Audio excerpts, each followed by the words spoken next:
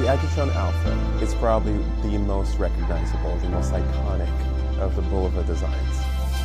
When it was launched in 1960, the Bulova Accutron watch made a huge impact worldwide in the watch industry. It was the world's first electronic watch. Welcome to the channel, it's Simon the Watch Guy. As promised, the Bulova Accutron has arrived. It came in this nice white outer cardboard box. Inside that we have the plastic Bulova Accutron kind of gift box, presentation box here. Made in China, of course, the box. Feels of quite a high quality. If we take a look here, we can see that the Bulova Accutron lettering is there. We've got the logo on the pillow, quite a large pillow, to be perfectly honest. And of course, inside we've got the warranty. We've got that till 2021, and we've got the instruction booklet. But let's go ahead and get talking about the watch itself. That's what you are all here for, and this is likely the last video that's going to appear on the channel, because I really think I found possibly my grail piece. I'm just going to go ahead and show you it on the wrist. So this is, of course, the rose gold Bulova Accutron 2 Alpha. So when we think of Bulova, we oftentimes think of the Bulova Spaceview, the Accutron that was released in the 60s. Well, this is the modern homage. This came out in 2014, and essentially Bulova have really done a fantastic job with this one. It's the high precision quartz, 262 kilohertz. It's using the movement BA 101.10 according to the dial here. Of course, the beauty of this dial is it's the kind of see-through aperture dial, I believe is the correct name for it. Semi-open dial is the correct name for it. So you can kind of see a little bit into the movement. Obviously the movement isn't using the piezoelectrics that the original Accutron was using, but they've still managed to make it look quite nice, and it looks, I think, like quite an expensive timepiece. So let me take it off and we'll look in a bit more detail. You've got the leather strap, so it does come in a few different varieties. You're going to struggle to find these unless you go on eBay, but I got mine obviously with the black strap, and it does say on this side of the strap, if you can read that, it says Bulova Accutron 2. You can get it in a white, or they do it in a brown strap, so you may find those if you do look on eBay. They do come up now and again. Stainless steel case. You're looking at a diameter of 42 millimeters, thickness of 12 millimeters, and a lug width of 20 millimeters.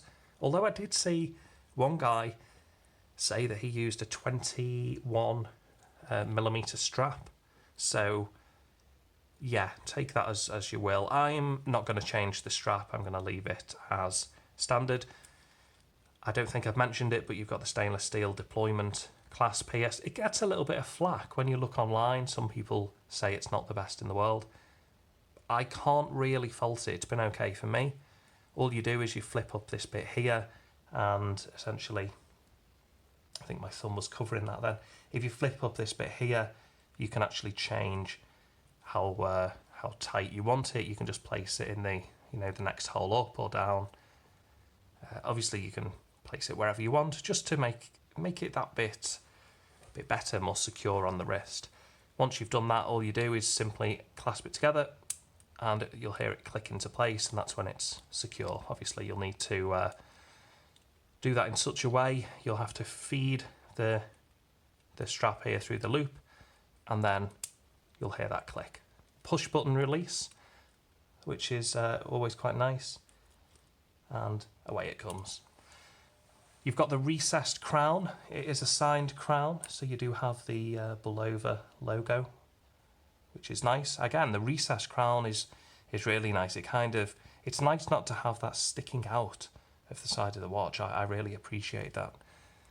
The case back is pretty flat. I mean, I'm kind of used to the Bulova curve at the moment, but no, this is really flat. You've got 4 screws keeping it in place, and the battery life is supposed to be 2 to 3 years. So the guy who sent me this, I actually think now, I think it might be on the original battery. So I've probably got another year or two before this is, in need of a change. But again, I could probably do it myself. I don't think it's going to be too complicated, but I've not opened this up. I've got no need to right now.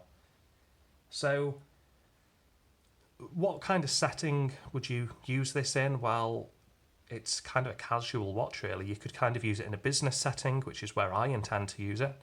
On the second hand, you can see the Bulova logo on the sort of counterbalance, and it just looks professional. But at the same time, it doesn't look like it's, I don't know, it doesn't look like it's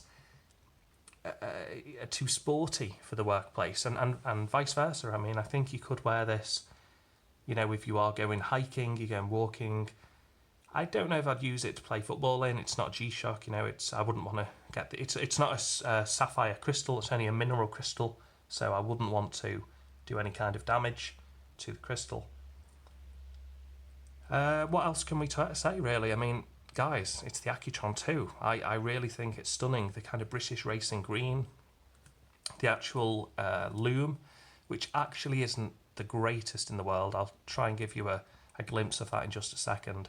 You've got the Dauphine hands, which kind of remind me a little bit of some of the Seiko 5 hands. I've already talked about the actual movement itself. However, something fairly interesting to know about this particular movement, as with the precision line, it's accurate to minus or plus or minus 10 seconds a year. Phenomenal accuracy. And that's really what you're paying for. You've got the shield-shaped let me rephrase that. You've got the shield-shaped stainless steel case. As I say, mine's rose gold, and I think it looks nicer than it did on the pictures. I just can't fault it. I think it's really good. The sweeping hand is essentially 16 beats per second. So I'm going to include an outro, and obviously you're going to see how good that sweeping hand is. I really do think it's flawless. I can't sit here and fault it. I mean, it depends what price you get it for as well. I did pay a little bit over the odds, but I was quite lucky in the sense that this watch was brand new. The guy I bought it from hadn't worn it, and it's still under warranty till 2021. Water resistant to 30 metres, so really it's probably only splash resistant. I wouldn't put this in anywhere where it's going to get too wet. I wouldn't take it swimming, for example. And again, that sweeping hand, it's just beautiful to look at. It really is. So should you get one of these? The $1 million question. I think so. If you like the design, maybe you are willing to pay a little bit more for it, because like I say, don't forget, it's out of production. They don't produce this anymore. Came out in 2014. At the very top of the watch, again, you may not be able to see this due to how I'm recording this. I'm recording this from a sort of bird's eye position. I've got the camera locked up at the top, so I can't see what it's recording right now. But essentially, the Bulova logo, the tuning fork logo at the top, is kind of an actual piece, an actual applied piece that's been, an applied logo that's actually been placed there. The actual text appears to be written underneath the mineral crystal, so it doesn't look like you can actually scratch off the wording, the lettering, which is fantastic. All in all, I really do expect, and I hope, that this will become my kind of long-term watch. Really enjoying it. Fits very well on the wrist. I've got, I think, 6.5, is it 7.5 wrist? I'm going to have to double check now I've said it. But essentially, it doesn't matter what wrist size you've got, because you've got so many different adjustment levels. As I say, all you need to do is get the deployment clasp over here, slip that in through the loop, press it in, you'll hear the click, and just bring the second loop over that strap. It doesn't really do much, it's more for looks, to be perfectly honest, the second loop. But there you go. And that is the Bulova Accutron 2 Alpha. And I'm not just saying this, I do say this often about the watches I wear, but I've had several compliments. And when I say several, it's probably more than that really, probably quite a lot more. Everyone I see just says, wow, it looks something special. A lot of people, when this came out, they weren't too sure about it. But now, I think looking back, when you see the beauty, the history of Bulova, and you realise that this is the Accutron 2, it's a homage to the original. It has to be different. It couldn't have been the same. It's just paying tribute. But it's paying tribute in such a way that it's not copying, it's doing its own thing. You know, it's sort of like Queen, the band, if anyone's a fan of Queen. Okay, Freddie Mercury isn't there, the tuning fork isn't here, but they're carrying on, they're still doing their thing, and this is kind of what this is. And in many ways, in some ways it's better than the original in terms of the precise movement. Don't get me wrong, don't get my words twisted. The original is a horological icon, but this, it's everything that Bulova want to do. It's super accurate. You've got that sweep that you don't normally see on a quartz. It's just, you have to appreciate what Bulova has achieved with this. Again, can't really fault it. So I'm going to give you an outro now, a little bit closer look at the watch. And as always, guys, thanks for watching the video. Thanks for subscribing along the way. This is probably going to be the last video for the channel. And I do mean that this time. I've said it several times, but I do mean it this time. So yeah, thanks for watching, guys. And if you've got any questions, comments, queries, please let me know in the comment box below. And as always, take care. And I might or I might not see you in the next one.